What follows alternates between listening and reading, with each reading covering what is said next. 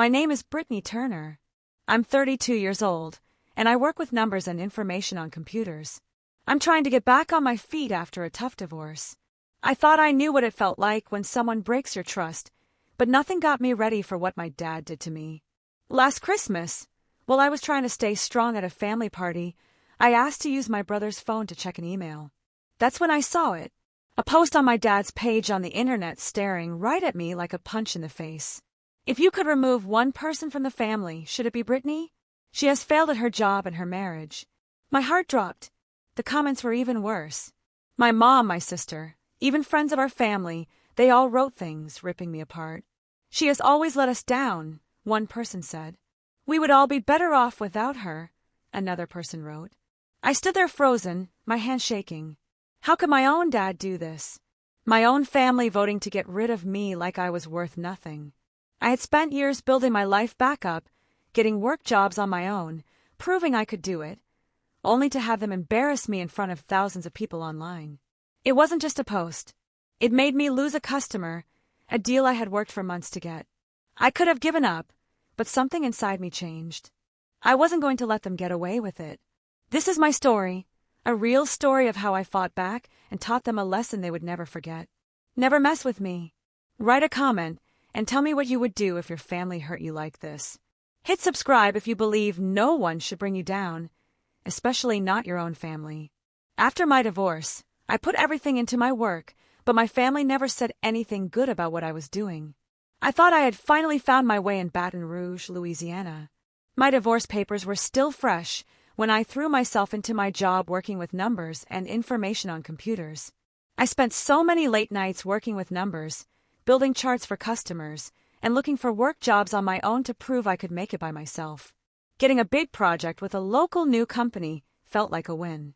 $10,000 in my pocket and a chance to build my life again. I wasn't just getting by.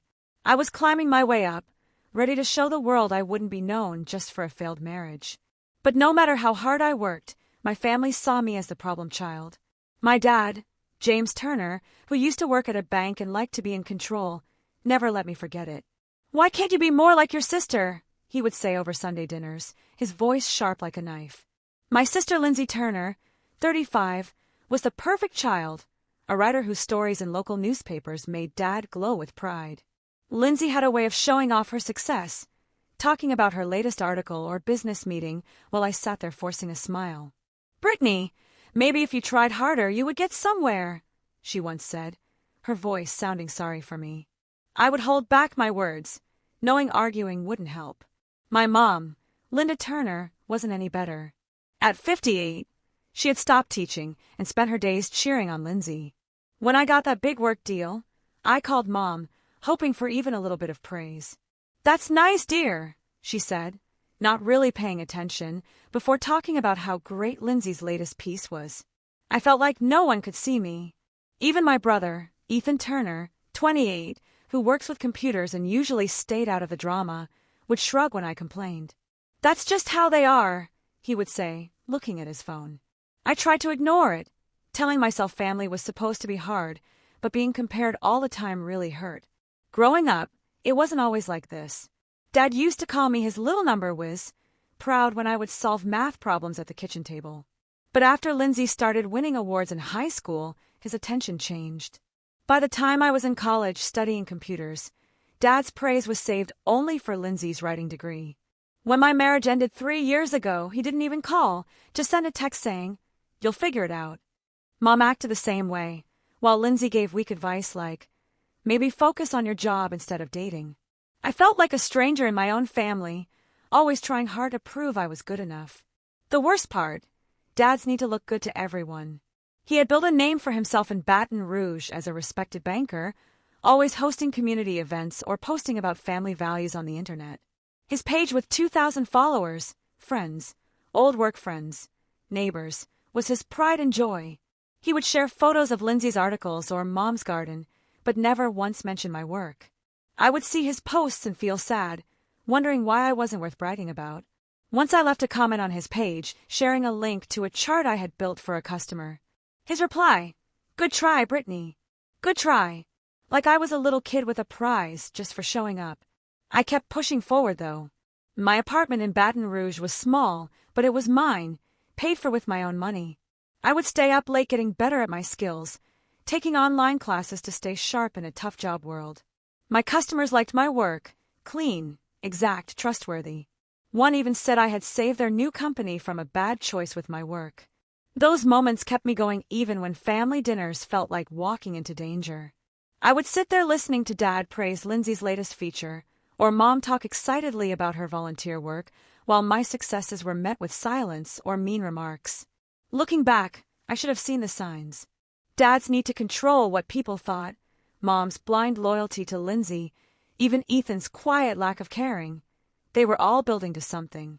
I kept hoping for a change, a moment where they would see me for who I was, not who I wasn't. But every conversation left me feeling more alone, like I was yelling into empty space. I didn't know then that their angry feelings were about to explode in a way I had never imagined, in a way that would push me to fight back harder than I ever had before. The Christmas party at my parents' house started happily, but I soon realized I wasn't welcome. I walked into their big Baton Rouge home, the air thick with the smell of pine trees and cinnamon, expecting a night of fake smiles and small talk. I had prepared myself for the usual family tension, but nothing could have gotten me ready for how mean it would get. Dad, always the center of attention, was talking in the living room, his voice loud as he told stories about his glory days as a banker. Lindsay sat nearby, sipping wine and nodding along, her smug grin a silent taunt. Mom rushed around playing the perfect host, her laughter ringing out whenever Lindsay spoke. I stood on the sidelines holding a glass of eggnog, feeling like a guest at my own family's party. It didn't take long for the mean comments to start. As we sat down for dinner, Dad turned to me, his eyes shining. "So Brittany, still working with numbers for those little new companies?" he asked, his voice sounding like he thought less of me. I forced a nod, mentioning a recent project I had gotten. "It's a big deal for me," I said, hoping for even a tiny bit of approval. Lindsay snorted. "Big deal. Writing articles that people actually read is a big deal," she said, flipping her hair. The table burst out laughing, and Mom patted Lindsay's hand, beaming. "Your sister's latest piece was so touching," Mom said, not even looking at me. I gripped my fork, my face burning, but I held back the urge to snap at them. The mean comments kept coming. Dad leaned back, smirking. "Brittany, maybe if you had picked a real job like Lindsay, you wouldn't be starting over after that divorce." My stomach twisted. The word divorce hung in the air, and I felt every eye on me, cousins, aunts, family friends, all pretending not to hear. Lindsay piled on, her voice sweet. "I mean, some people just aren't made for marriage or success." I wanted to scream, to tell them I had just gotten a $10,000 work deal, but the words got stuck in my throat. Mom changed the subject, talking excitedly about Lindsay's new column, while I sat there invisible again. I needed a break. Excusing myself, I slipped into the hallway, my chest tight. My brother Ethan was lying on a couch, looking at his phone as usual. "Can I borrow that to check an email?" I asked, needing something to distract me. He shrugged, handing it over without looking up.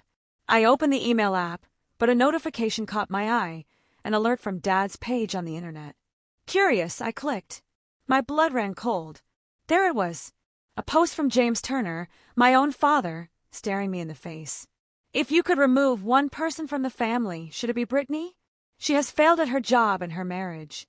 My hands shook as I read through the comments. Mom had written, "She has always let us down." Lindsay added, "Family's better off without her dragging us down." Even family friends joined in. "Yeah, she's kind of a mess." I stood frozen, the glow of the phone burning my eyes. My own family publicly tearing me apart. Dad's page with thousands of followers, his old work friends, neighbors, people I had known my whole life, was a stage for their cruelty. I clicked again, seeing more comments pile up, each one like a dagger. "Brittany never got it together," one read. "She's the weak link," another said. I felt like I was drowning, the festive talking from the dining room fading into a dull roar. My heart raced, my mind spinning with questions. Why would Dad do this? Why would Mom and Lindsay join in? Even Ethan had liked the post, though he hadn't commented. I handed his phone back, my voice barely a whisper. "Thanks," I said, walking away, my legs unsteady. I didn't confront them. Not yet. I couldn't. But as I stood there alone in the hallway, something changed inside me. This wasn't just a family fight. This was a betrayal I would make them answer for. I sat in my car, my phone glowing with proof I couldn't unsee. The quiet parking lot in Baton Rouge felt like a safe place from the chaos I had just escaped. My hands shook as I opened the app, my fingers racing to capture every piece of that public attack. I took screenshots of the post and every comment, saving them to a folder I named Evidence. My chest tightened with each click, knowing these words weren't just cruel, they were costing me. A customer had dropped me last week, a $5,000 work job gone with a vague email about concerns over how reliable I was. Now I saw the connection. That post, shared with thousands of followers, neighbors, Dad's old work friends, people I had grown up around, wasn't just a family fight. It was sabotage. I needed someone to ground me. I called my best friend, Holly Reed, a 33-year-old person manager who had always been my voice of reason. It was late, but Holly answered quickly. "Brittany, what's wrong?" she asked, hearing the edge in my silence. I poured out everything. Not the party details, but the sting of what I had found on Ethan's phone. "They're trashing me online, Holly. It's public, and it's already hurt my work. I lost a customer because of it." My voice shook, but I kept it steady. Holly didn't flinch. "That's defamation, plain and simple," she said, her tone sharp. "You can sue. That kind of public post hurting your reputation, it's actionable. You need a lawyer who knows privacy law." Her words hit me like a lifeline. "Sue my own family?"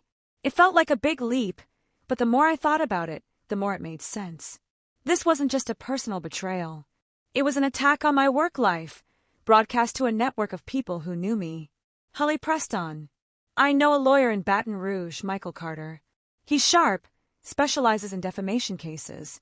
I'll send you his number." I breathed out, grateful for her clarity.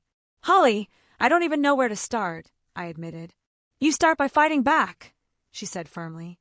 "You've worked too hard to let this slide."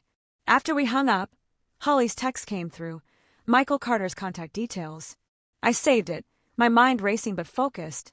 I pulled out my laptop, the dim street light barely lighting up the screen. I started organizing, moving screenshots into a document. I added notes, the post timestamp, the number of views already over 1,000, and the names tied to each comment. I dug through my emails, finding the one from the customer who had left. "Recent concerns about your professionalism," it read, sent hours after the post went live.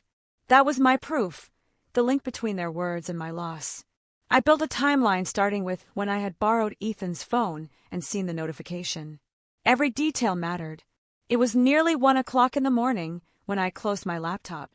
My eyes burned, but a quiet strength settled in me. This wasn't about getting even. It was about holding them accountable. Dad thought he could share his angry feelings with the world without consequences. Lindsay's smugness, Mom's going along,